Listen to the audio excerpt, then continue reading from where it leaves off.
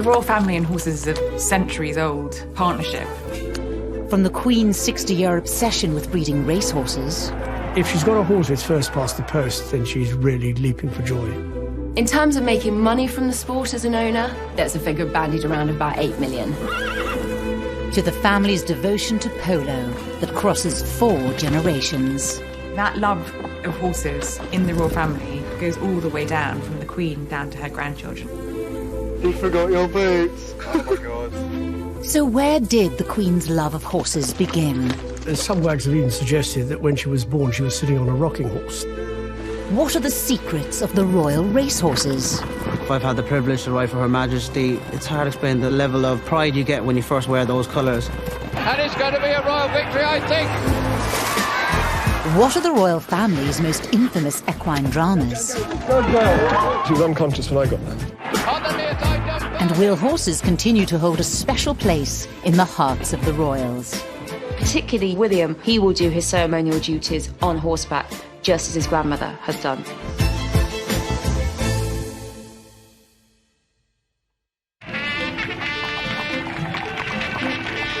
The Queen is admired around the world for her expertise in horses.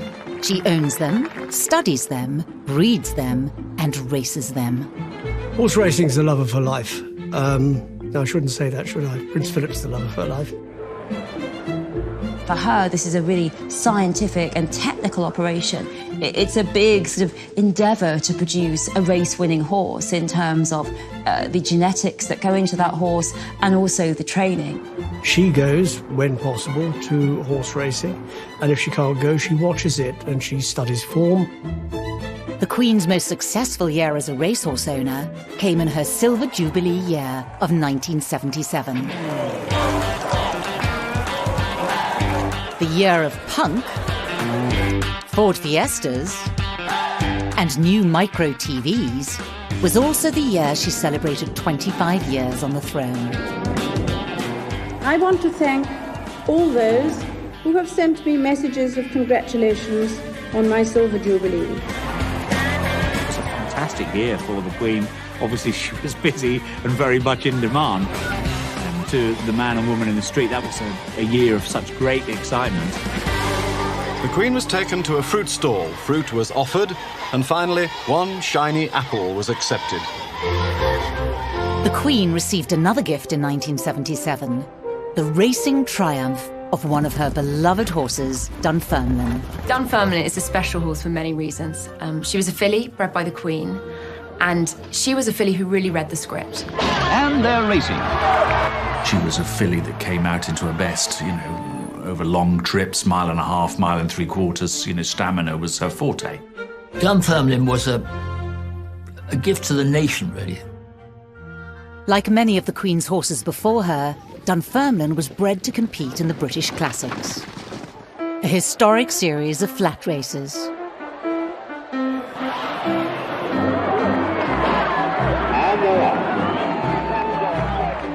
The 5 races take place between April and September. 2 are for fillies, 2 are for colts, and the final race, the St. Leger, is for both. Include Remain the Man, Winstead, Julio Mariner, Camacho. You can only run in either the 2,000 or 1,000 guineas, either the Derby or the Oaks, and the St. Leger. So you've actually got 3 opportunities.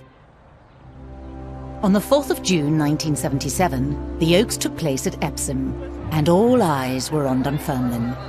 The Queen's jockey for the big day was Willie Carson. Willie Carson was a real breath of fresh air, and he was a bubbly personality in the saddle. He was a real pushing jockey, and he wanted to win. It was a very, very big day. Dunfermline would be well fancied. She was 6-1, but she wasn't the favourite.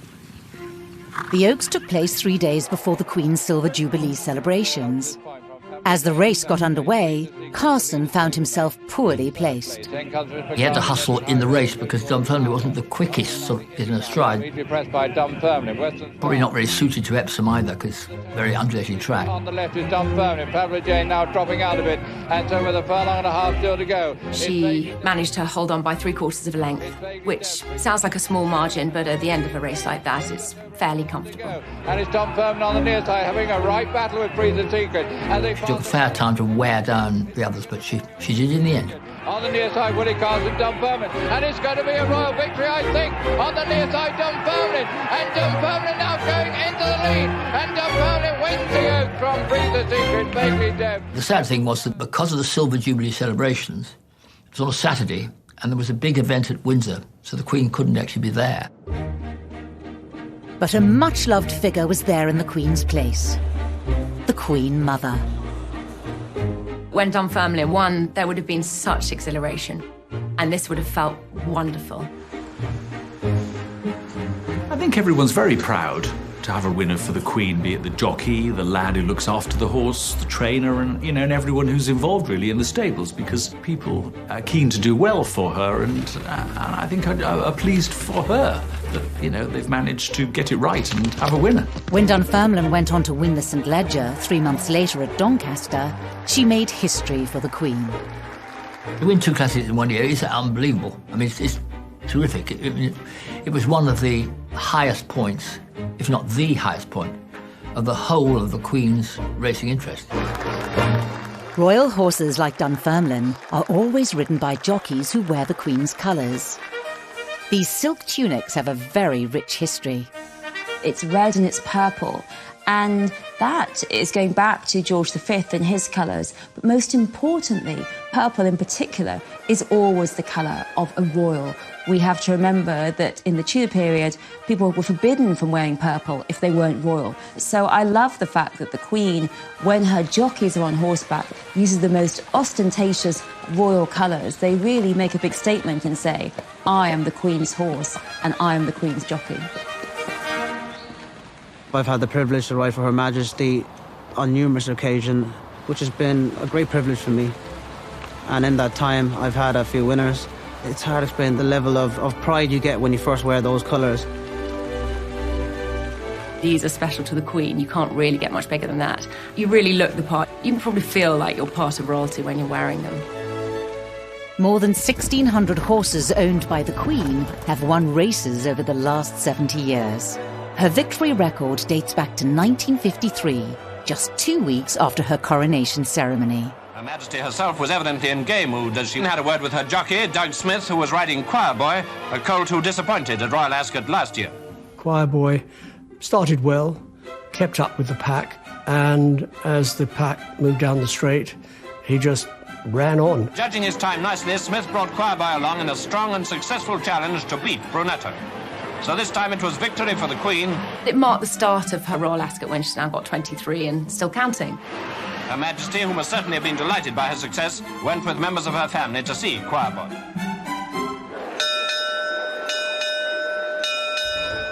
Royal Ascot is the most prestigious event in the racing calendar and one of the oldest. It's held every June with 30 races over 5 days and prizes with a combined total of more than £6 million. I would say Royal Ascot is the pinnacle of flat racing. Everybody wants to be there. It's an intoxicating mix of the very, very best horses taking each other on, all wedded together beautifully with tradition, history. There's something really magical about the Queen arriving at Royal Ascot in her carriage from her castle, and it's sort of in her back garden. It's like we've all been invited to this amazing party. Royal Ascot is always a must for the Queen. She wouldn't miss it for the world. It's where she wants to be every year. Of course, Ascot is all about glamour and hats. Did you get it off the peg, or did you have it specially made for you? I had it specially made for Royal Ascot. And there's always a little bit of extra glamour with the Queen because she is at the very heart of Royal Ascot, so needs to be seen. In 2013, all eyes were on her new horse, a filly called Estimate, who ran in the Gold Cup on Ladies' Day. She had that lovely combination of class and stamina, and that obviously gave her an outstanding chance.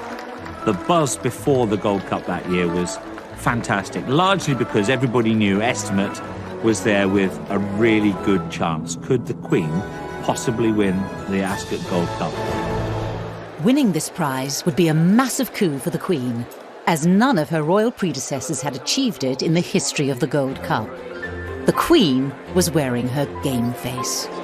The Queen doesn't do nerves, the Queen doesn't really do apprehension, and she's very pragmatic.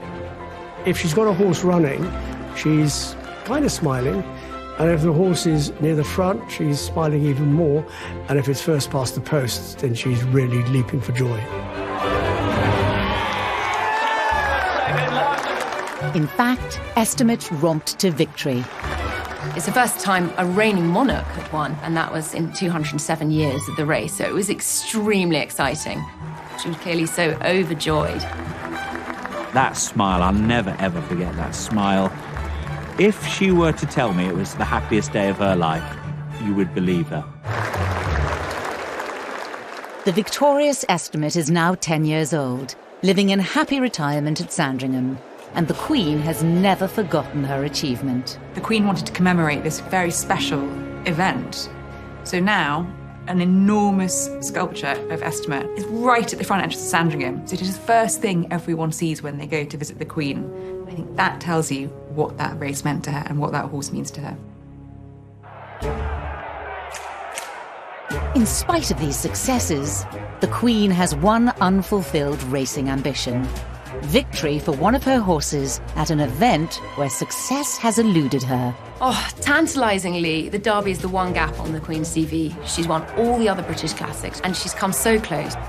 The Queen has never won the Epsom Derby, and there is no doubt that she would dearly love to add that string to her bow. She's made no secret of the fact that she would dearly love to win the Epsom Derby. The closest the Queen came to a Derby victory was in 1953, with her horse Oriole. Oriole seemed to be in a state of great excitement, but then who wasn't? And he wasn't favourite, but he was sort of third or fourth favourite, and he finished second. But the finish was all Pincer, who went on to pass the post 4 lengths ahead of the Queen's Oriole and alone in the picture. Landisser was obviously most excited, even if victory had eluded her. Oriole would have been one of the Queen's best colts, probably one of the best colts she's ever had. And then he actually went on to become a champion sire in the 60s as well, so he had great longevity as a flag bearer for the Queen. For the time being, the Queen is still racing and breeding her thoroughbreds. She has 38 horses racing this year. The only person who knows how many horses the Queen has is the Queen, her racing manager, and her trainer. Nobody else knows. The leader is Rosa. Still pressing, though, is colouring in second place. Her Majesty's got 2 real standout horses at the moment. She's got a horse called Sextant, who could be a really interesting stayer of the future. And Estimate, the Gold Cup winner, is a mum herself now. And this year, one of her sons, a horse called Calculation, has won 3 races. And there's some of her horses that, you know, might only win once. I'm thinking of a horse called Equal Sum. She's still in training. I'm riding Equal Sum for Her Majesty in a fillies handicap, and she's done ever so well. I had the privilege of riding her last year in Wolverhampton, which she won, and hopefully today she can take another step forward. So the Queen's runner Equal Sum on the rail. The Queen is said to have made around £8 million in prize money from horse races since the 1980s. Then Mark's Hope, and those 3 were clear of Equal Sum. There are various figures bandied around about how much she's earned from racing, but to breed a horse, to get a horse to the track, train it every week, deal with its injuries, the vet, the farrier.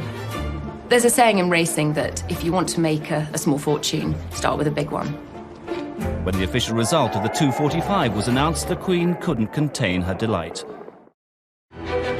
Those who know the Queen say that money isn't everything. It's all about a passion that she's enjoyed for 9 decades. You have the 3 really different types of horse. You have the race horses, you have the horse that will take the Queen on a ride, and then you have the household cavalry.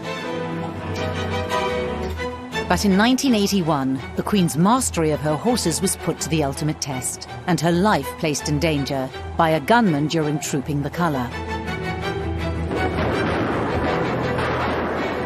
A man came out and fired some blanks at the pair, and the horse obviously spooked.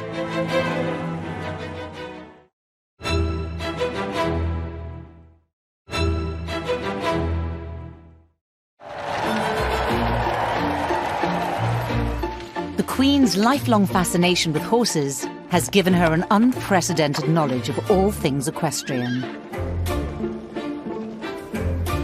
For the Queen, horses and particularly horse racing, her number one interest outside country, Commonwealth and family.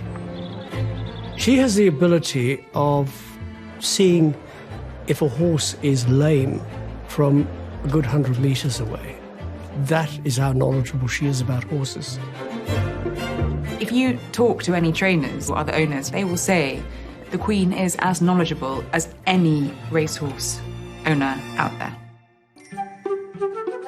She would look them in the eye, the way that people do look at, their dogs, their horses, and see what you feel about them, how you think they are in themselves, and try to come to some sort of an opinion. It isn't just about intuition. The Queen relies on the latest technology to stay fully acquainted with the lives of her horses. A system was put into place at Sandringham Stud whereby cameras were put up in the foaling berths, and the Queen asked her stud manager David Summers if he would give her a call and let her know when a mare was going into foal, and he said, Your Majesty, is that during the night as well? And she said yes. And so now, whenever a mare goes into foal, any time of the day or night, the Queen is alerted and she can now watch it on her iPad. The Queen's interest in thoroughbreds is just part of a story of monarchs and their horses, which dates back nearly 1,000 years. The king or queen in the Tudor period and the medieval period is still seen as someone who will lead the troops into battle, and that must be done on a horseback. Once essential in wartime, horses were soon found to be ideal for our monarch's leisure pursuits. The big royal for horses, well, that's Henry VIII. He loved jousting, he loved riding. Queen Elizabeth I was watching some horse racing of kind. Both King James I and King Charles II built palaces at Newmarket to hunt and race horses on the local heath. Later royals followed their lead. Queen Anne started Ascot Racecourse, for instance, and the Prince Regent became a huge owner. During the 19th century, Queen Victoria enjoyed riding for exercise. But it was not until 1910 that the royal family renewed their love of all things equestrian. George V absolutely adored horses. That love was inherited by his son, George VI, and particularly by his granddaughter, Elizabeth II. The Queen is the most enthusiastic member of the royal family when it comes to horses that, in living history. I think really they're part of her DNA. Any time she ran horses, actually. It's when I think we see her probably at her most natural. Some wags have even suggested that when she was born, she was sitting on a rocking horse. That's how much horses mean to her. Princess Elizabeth was 4 years old when her passion for horses first blossomed. Her father, King George VI, bought her a Shetland pony called Peggy, and she was plonked on Peggy's back, and Mum or Dad held her hand. And it's a bit like duck taking to water. By the time she got into her early teens, she'd be out riding by herself. The Queen's childhood was one of those aristocratic ones which, in the 1930s, would automatically have horses everywhere. In the early 1940s, the King took her to visit his racehorses, Big Game and Sun Chariot. It's reported that stroking them was such a happy moment for her, she didn't wash her hands for several hours afterwards. Horses were a part of her life much the same way as youngsters going to school. They're either kicking a football or hitting a ball with a hockey stick or with a tennis racket. That was her sport. Princess Elizabeth is 18 years old on the 21st of April, and the date is a milestone in our Constitution, for she will then assume the dignities and responsibilities of heir presumptive to the throne. One of the Queen's many official roles is as Colonel-in-Chief of her official bodyguard, the Household Cavalry. Visiting their stables and spending time with their horses is a real treat for her. The Queen was presented with the horse that she'd gifted them, who had been in special training. The horse formerly known as Joni, Majesty. So this came from the Royal Stud at Hampton Court. And the Queen made some comments about what she looked like, how she was coming on, and gave Joni a polo. It was very, very sweet. She was very animated. And it was one of the only times I've seen her take off her glove. It is properly black, isn't it? Oh, not so possible. She was given a horse from the Canadian Mounted Police called Burmese, and this has become known sort of as her favourite horse, and it wasn't even a racehorse. The Queen owned Burmese for more than 20 years, and the public got to see her during the Queen's annual birthday parade, trooping the colour. The Queen rode it every year for 18 consecutive seasons, which is a considerable amount of time for a horse to serve. In fact, she loved Burmese so much that there's a statue of her in Canada, which she's unveiled, but also for her 90th birthday celebrations, she had a replica rocking horse of Burmese made for her. When Burmese retired, the Queen decided not to replace her. Since 1987, she has used a carriage to ride to Trooping the Colour and inspect the troops. The ceremony of 1,400 servicemen and 200 horses is a grand display of military precision. Trooping the Colour goes back to when it was the monarch's job to review the troops, and that has really been the monarch's job for as long as there has been a monarchy. It's a duty she will not want to forego. Despite the security surrounding the event, the Queen's safety was put in danger in 1981. When a teenage gunman shot at her 6 times. A man came out and fired some blanks at the pair. Scotland Yard spokesman said that 17-year-old Marcus Simon Sargent had been charged with willfully discharging a cartridge pistol in the vicinity of Her Majesty the Queen, intent on alarming her. The horse obviously spooked, and then she gently calms the horse, settles it down, which I think shows her great skill as a horsewoman in that sort of atmosphere with everyone's eyes on her as well.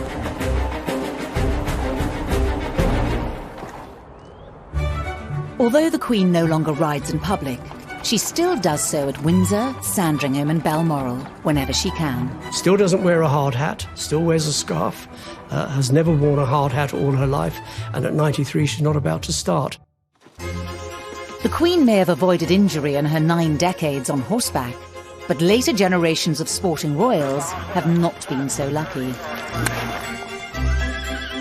When Prince Charles was thrown from his horse, it was a major fall, major break. The media were whipped into a frenzy. The buzz was going around that he'd be disabled, he'd never be able to play polo again, he wouldn't be able to salute or anything like that.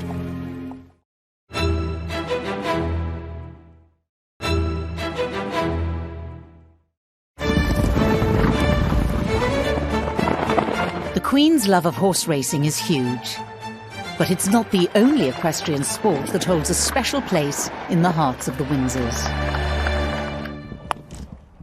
I think polo is rather a royal tradition. Number 4 is Royal Highness the Duke of Cambridge. It is known as the sport of kings. There we are, Prince Harry.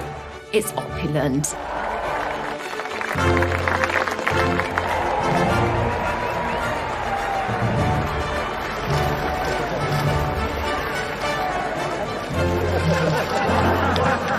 It's a very intricate sport in that you've got to have good polo ponies.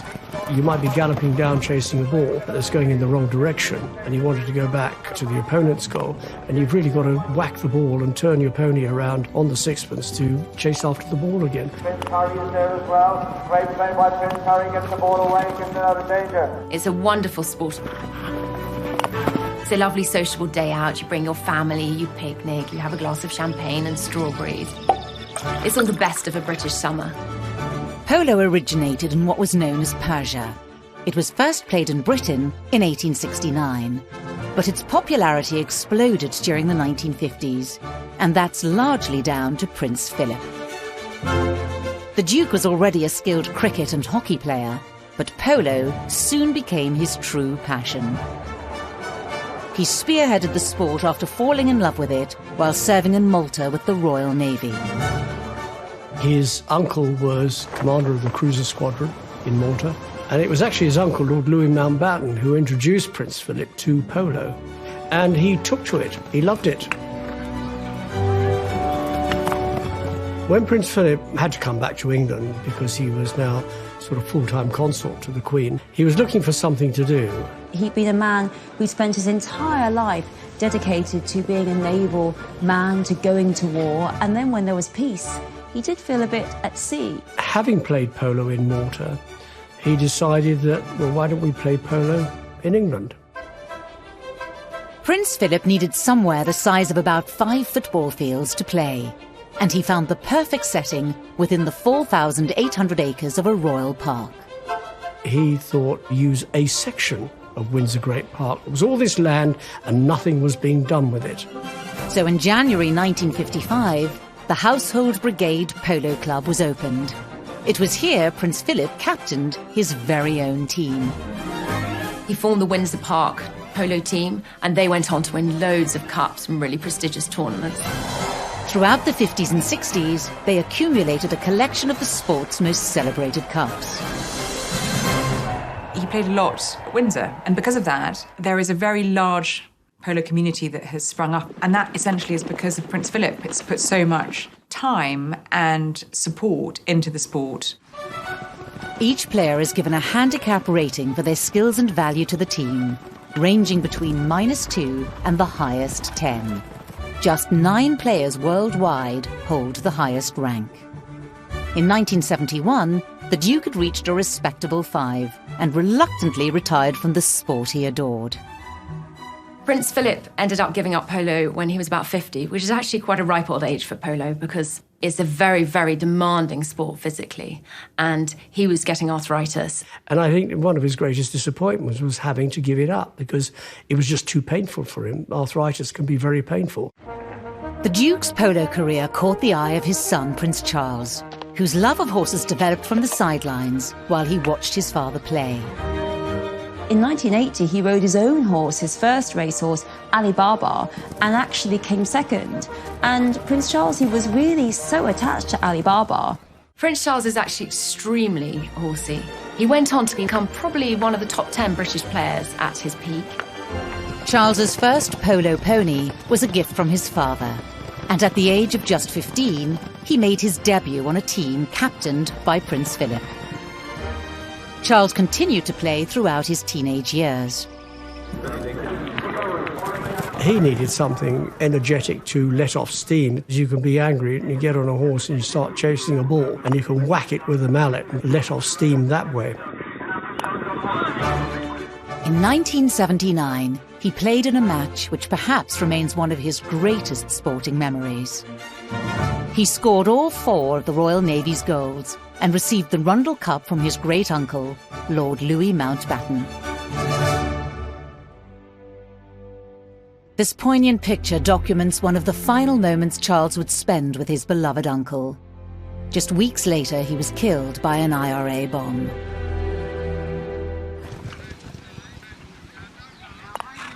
Prince Charles was once quoted as calling polo his one great extravagance. But it's a high-risk sport. Traditional wooden balls are hit at speeds of up to 96 miles per hour. And falls at high speed mean injuries are common. Charles knows this only too well. Then it happened. Did he fall or was he pushed? Charles, just exiting quietly. If you are galloping a pony at 40 miles an hour and turning on a sixpence and screeching to a halt and screeching around the bend, you are going to fall off and you are going to get kicked and you are going to break things. It's just the nature of the sport. They say that it takes 7 falls to make a rider, and most riders fall off a lot more than that in their career. Charles's love of polo has come at a cost. Dickie Arbiter has first-hand experience of the Prince's accidents. He did his back in. So he did suffer from back problems, and I remember I'd been at polo matches with him, and on occasions in the break, the end of a chukker, he would actually sort of just lie flat on the ground just to ease the pain in his back, but he'd always get back on to finish the game. Every injury sustained by the heir to the throne was scrutinised by the press. Yeah, there was one occasion in Florida. He got whacked by the end of a mallet, and he's got a scar. Also in Florida, he was very dehydrated, came off, The worst injury he had was 1990. He went off to play polo at Cirencester. And the next thing, I had a phone call to say he'd come off his pony. He's broken his arm. And when I dashed down to the Cirencester Cottage Hospital, and yes, he had broken his arm in 3 places. Prince Charles is still in some pain, but is out of bed, sitting in a chair in his pyjamas. It was a major fall, major break, and the arm very swollen. The buzz was going around that he'd be disabled, he'd never be able to play polo again, he wouldn't be able to salute or anything like that. And I got it verbally from the surgeon that the bone should knit, and he will be able to play polo again, and he will be able to salute. His polo career was catapulted into the spotlight once again in 1981. Prince Charles was picked to play for his country in a match 3 days before his wedding. And if you're picked to play for your country, you don't turn that down, because it's an honour. I don't think that it was perhaps the most brilliant idea to play just before his wedding. But for Charles, I think the wedding was a very stressful moment, and playing was a way of alleviating that stress. Throughout his life, polo has been a great escape for Prince Charles, and it has been an escape, I think, for what's been difficulties in his emotional life, difficulties with his parents, difficulties in his marriage. Polo was one of the few places where he felt he could be ordinary and where he felt he could be free. In 2015, 3 days after his 67th birthday, Clarence House released a statement announcing Charles's retirement from polo. A spokesman told the press he decided to bow out gracefully, but regretfully. It was a wise decision to actually give up. And there are some who say he should have given up earlier, but your body tells you when it's time. You don't necessarily listen to what other people say. He then had a series of injuries, and I think thought it might be best to retire before he broke every bone in his body. It comes as no surprise that Charles's sons grew up so captivated by horses and ponies. They had Shetland ponies called Smokey and Trigger, and Harry was put on when he was really very small. He got put on the horse and he cried when he got taken off. Harry really loved horses, and I really think they appeal to Harry's desire for freedom and speed, and sometimes to be a little bit reckless. Still going forward. Oh, come on! Just like their father and grandfather, the princes started moving in polo circles from a young age. They would go to Guards Polo Club or wherever their dad was playing, and they would grab hold of a spare mallet and play something akin to croquet. And eventually they took to riding horses. Prince William comes forward. Can he get control? He's over on the far side. Can he go all the way? Prince William gets the big kid into the opposition half. They're obviously both very talented at polo. I think Prince William is more exceptional for being a left-handed player and playing a right-handed sport, because it's not for left-handers. Prince Harry in particular, he did think that he wanted to be a professional polo player, but Prince Charles said to him that princes can't really do that kind of thing. They have to do charity work and representation. So the princes came up with an inspired idea: combine charity work with their favourite sport. William and Harry have taken the decision to play polo just for very special causes. So every year throughout the summer, they tend to play in a series of polo matches that are specifically in aid of charities they support. In 2018, Prince Harry participated in the Centre Barlow Polo Cup. The event raised over £1 million for children affected by HIV in Africa. Prince Harry and Prince William have raised over 10 million for charity through their polo tournaments. Polo events are an open arena where the public get a rare glimpse into the playful nature of the royals. Harry is polishing his boots. William has forgotten his. I've got my polo boots. You're an idiot. Polo boots on my car. Get this on camera. You forgot your boots. Oh my god, that's another classic. Yeah, borrow my ones. Should fit. It's just about the stupidest thing, okay, though. Polo has long been the setting for family gatherings. It's not unusual for the family to go and watch husbands playing polo. Through the decades, many affectionate and carefree moments have been caught on camera. Polo is always a thrilling game to watch. Obviously, the royal party found it so on this occasion. Late Diana, Princess of Wales, went regularly to watch the Prince of Wales. And I'm really pleased to be able to bring my wife on this occasion so that she can loyally watch her husband make a fool of himself. Duchess of Cambridge is keen on polo, and she feels that it's good for the children to run around, have a bit of fresh air. Duchess of Sussex will go along and watch Harry because she's in love with her husband and she wants to watch her husband playing polo. What better reason? I heard Barack Obama has given Prince George a polo medal, so he obviously knows the significance of polo for the family. Whatever their age, the royals are lovers of all equine sports. They drive around obstacles at high speeds, screeching around the turns. However, even away from the polo fields, their sporting pursuits are filled with drama. They got smashed up regularly. I didn't actually see what happened. The horse hit the fence. She was unconscious when I got there.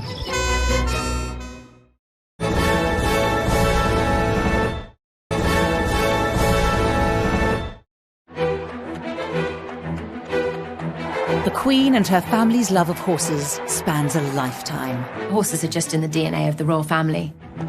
After retiring from polo in 1971, Prince Philip kept his long-standing passion for horses alive by taking up the oldest equestrian style of racing, competitive carriage driving. Prince Philip, who was second last weekend at the Hopetoun Horse Driving Trials in Scotland. Winner first time out this season at the Brighton Horse Driving Trials. What precisely are the judges looking for? In a sense, the accuracy of the driving, which it sounds relatively easy, but in fact, when you try and do it, it drives you up the wall. Really, before Prince Philip, carriage driving was seen as something, as a historical anachronism, an oddity. And then Prince Philip really transformed it into a sport.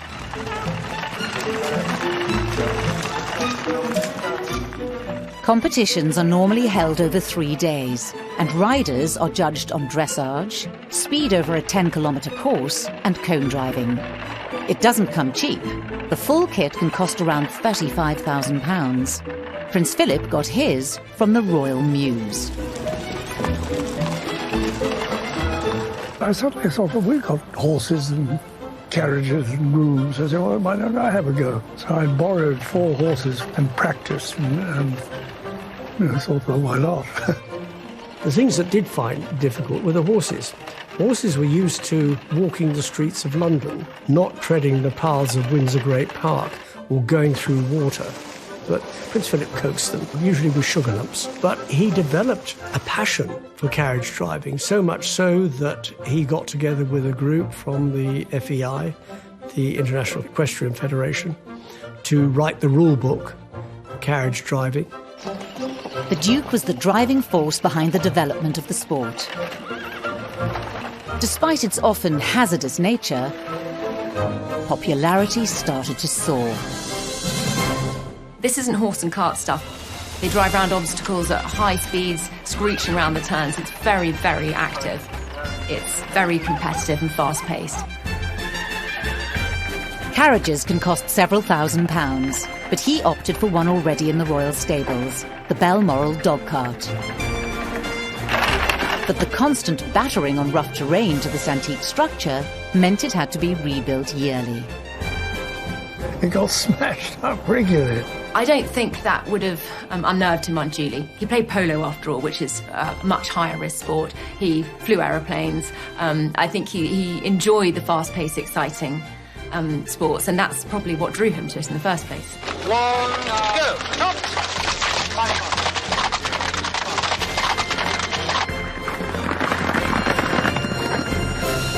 Despite the dangers, the Duke was hooked. He persevered after coming close to last in his first competition. Lo and behold, his second tournament was the European Championships. He went on to compete in 2 more European Championships and I think 6 World Championships, and was really a very, very high-class competitor. Philip announced his retirement from the sport in 2017. But his devotion is still evident today, as he drives Fell ponies, a royal favourite, around Sandringham. Here he is, 98, and he's still carriage driving. He's going out reasonably regularly, with a coach and 4, to a bit of exercise. Loves it. he won't give that up. Prince Philip's love for horses naturally rubbed off on his daughter Anne. He's famously quoted, describing his daughter's obsession, "If it doesn't fart or eat hay, she isn't interested."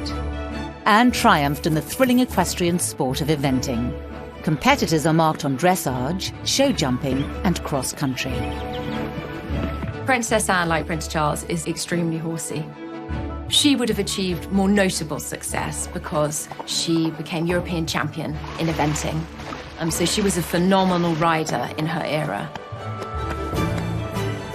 Just like her brother, Anne's falls get almost as much attention as her achievements. In 1976, disaster struck at the Portman Hunt trials. I didn't actually see what happened, but it looked like so that the horse hit the fence and she got thrown onto the ground and the horse came over on top and rolled on top of it. She was unconscious when I got there. It was later learnt that Princess Anne had cracked a vertebra.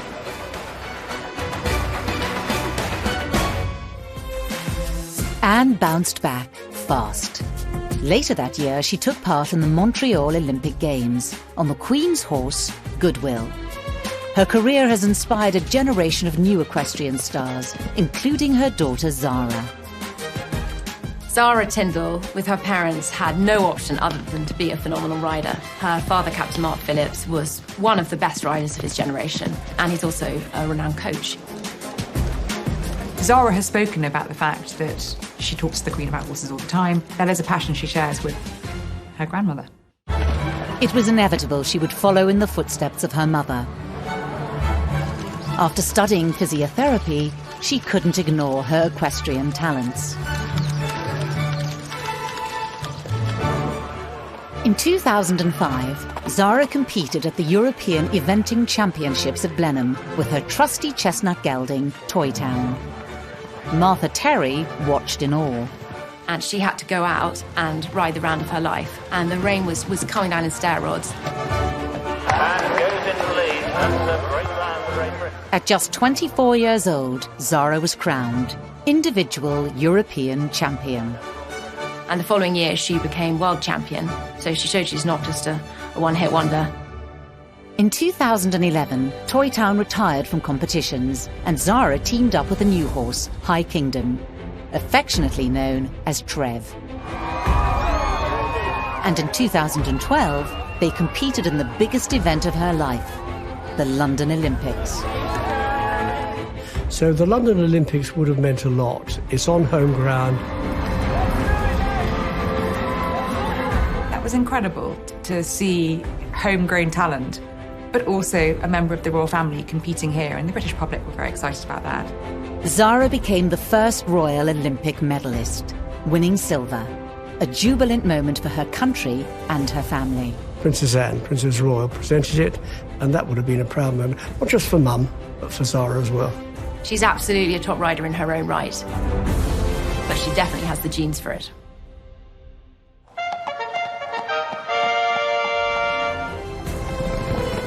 The Queen's love of horses began as a child, and through the years her fascination has remained. Today it's very clear the Queen's passion and her family's are as strong as ever. It's an important part of royal life and an important part of royal pleasure that you can ride your horses. They've kept alive centuries of historical links and love between royalty and this awe-inspiring animal. The horse plays a big role in the life of the royal family. And I believe it will continue to do so. Oh, how's that? And I think for William, it's very important to him that if he can, when he comes to the throne, he will do his ceremonial duties on horseback, just as his grandmother has done.